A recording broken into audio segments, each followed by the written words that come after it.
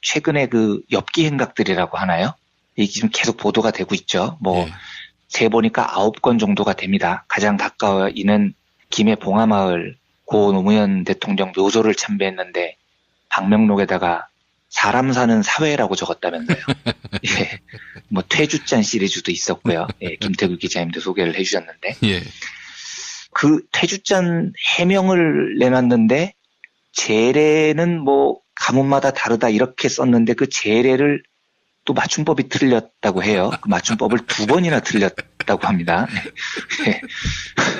참 여러 가지 한다 뭐 싶었는데 이런 것들은 제가 다룰 수 있는 실수는 아닌 것 같아요. 뭐 좀 한심해 보이긴 하는데 저는 이걸 보고 반기문 씨 좀 한심하구나 이 정도에서 저는 그냥 그치고 말만한 이야기라고 생각을 합니다. 근데 어제 제가 페북을 돌아다니다가 반기문 씨가 이런 말을 했다는 게 나돌더라고요.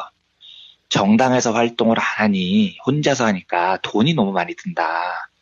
뭐 꼭 그것 때문에 정당 입당하려는 건 아니지만 나는 평생 누군가가 다 해줬는데 이제는 내가 혼자 해야 돼서 너무 힘들다. 뭐 이런 그 말들이 타임라인에 나도는 거예요.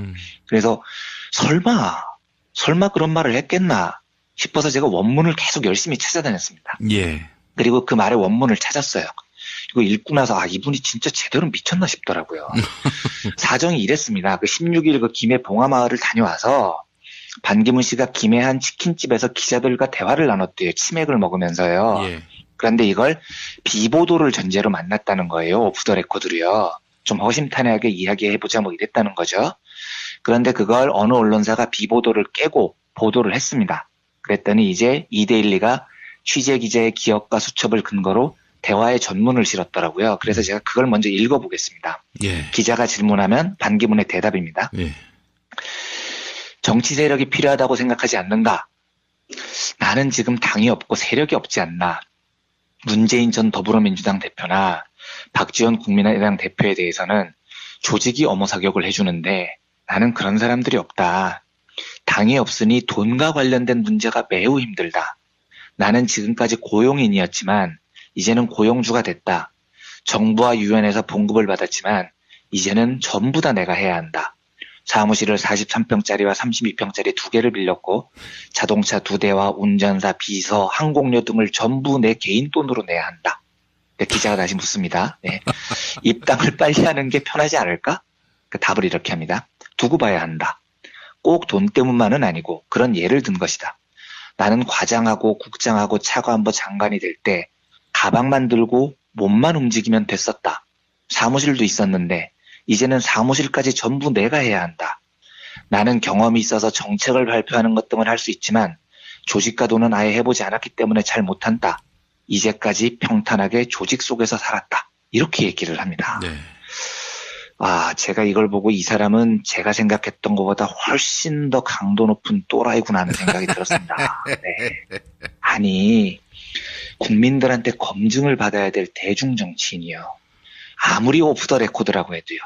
기자들 앞에서요. 더구나 그 오프 더 레코드라는 게 언젠가는 새해 나갈 것이라는 걸 너무나 잘 아는 외교관 출신이요. 그렇죠. 기자들 앞에서. 예. 나는 과장하고 국장하고 차관보하고 장관이 될 때까지 가방만 들고 몸만 움직이면 됐다. 이렇게 얘기를 해요. 이전까지는 나라에서 다 해줬는데 지금은 내가 혼자서 사무실, 운전기사, 비서, 항공료를 다 내 돈으로 내야 돼서 너무 힘들다. 이런 말을 어떻게 할 수가 있습니까? 예. 외교관 출신이라서 자기 딴에도 신경을 써서 한 이야기가 이런 얘기일 텐데요. 그러니까 제가 한번 방송에서 말씀을 드렸지만 사회적 의식이라는 건 사회적 존재 조건에 의해서 규정이 됩니다. 그러니까 인간의 의식은 자기가 살고 있는 존재 조건을 넘기가 힘듭니다.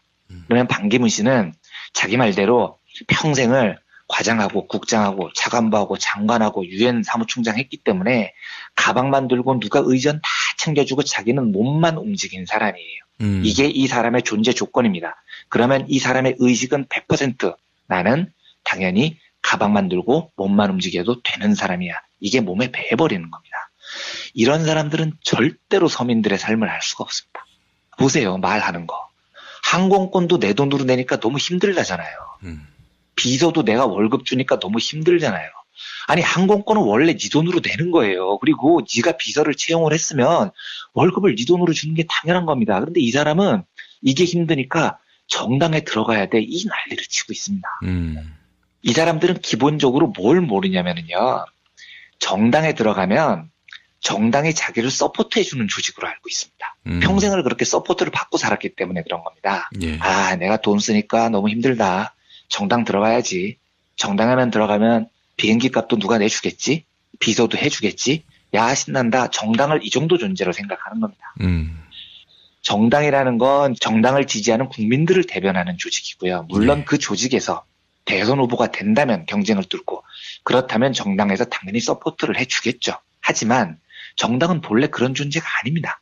정당 안에서 자기의 이데올로기를 설파하고 자기 뜻에 맞는 동지들을 모으고 국민들로부터 지지를 획득하려면 제 경험상 정치인은 정당에서 받는 돈이나 혜택보다 쓰는 돈이 훨씬 더 많은 게 상식인 겁니다. 그런데 반기문 씨처럼 나 돈 쓰는 게 너무 힘들어. 정당에 입당하면 나 돈 절약할 수 있어. 이런 사고방식을 가진 사람이 정당에 들어가서 어떻게 정치를 하겠다는 겁니까? 정당은 그곳에서 자기의 지지를 얻기 위해 투쟁하는 곳이지 반기문 씨 비행기값 대신 내주는 곳이 아니에요. 그런데 반기문은 그냥 정당을 자기를 서포트하는 조직 정도로 생각을 하고 앉아있는 거죠. 이런 사람은 이럴 것 같아요. 자기 말로 맨 끝에 이렇게 얘기를 하잖아요. 나는 평탄하게 평생 조직 속에서만 살았다 이렇게 말을 하거든요. 이런 사람들은 서민들이라는 사람은 평생 평탄해 본 적이 없는 사람들인데요. 반기문은 아마 우리나라의 서민 민중들이 참 신기할 거예요. 아니 유권자 여러분 왜 삶이 안 평탄하세요? 좀 평탄하게 사시지. 참 신기하네요. 이럴 사람입니다. 이 사람은요. 제가 자주 이야기하는 이야기인데요. 서민이 아닌 대통령은 서민을 이해 못합니다. 우리가 여러 차례 겪었지 않습니까? 그리고 저는 서민을 이해한다고 말하는 대통령도 안 된다고 생각합니다.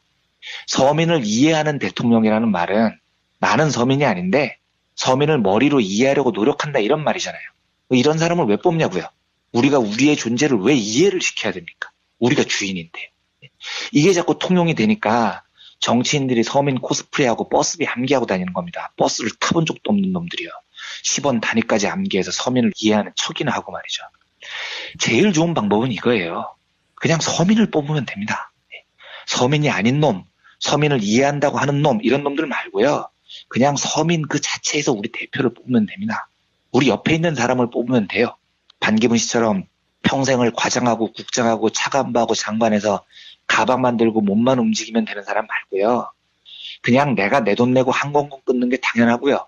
친구들이랑 술 한잔 하자 하면 길가에서 선술집에서 소주 한잔 하는 게 당연하고 항공권 끊을 때 또 할인 항공권 찾아보는 것도 당연하고 이런 사람을 우리 대표로 뽑아야 됩니다. 예. 그래야 지도자하고 국민하고 기본적인 대화가 되는 겁니다.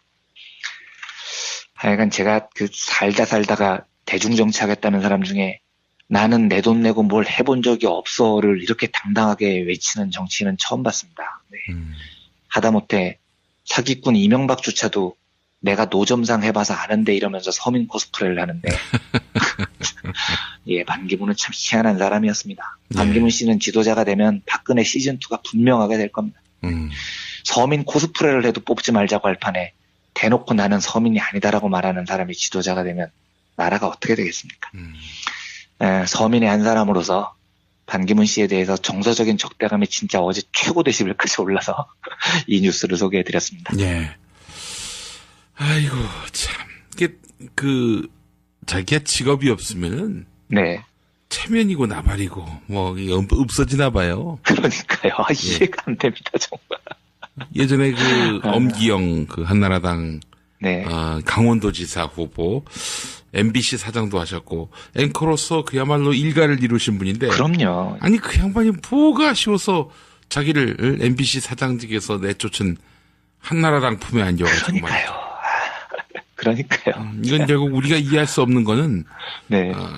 내가 이렇게 되면은 아무것도 할 수 없는 네. 직업이 없는 이렇게 돼서 굶을지도 모르는 그런 심리인 것 같아요. 그러니까요. 저는 이해가 안 됩니다. 모든 서민은 은퇴하면 그냥 자연으로 돌아가서 다시 사는 건데 하여튼 참 저는 그 정서가 정말 이해가 안 됩니다. 특혜로 점철된 인생이기 때문에 아마 네, 특히 더 그럴 것 같은데요. 네, 특히 그런 것 같습니다. 네.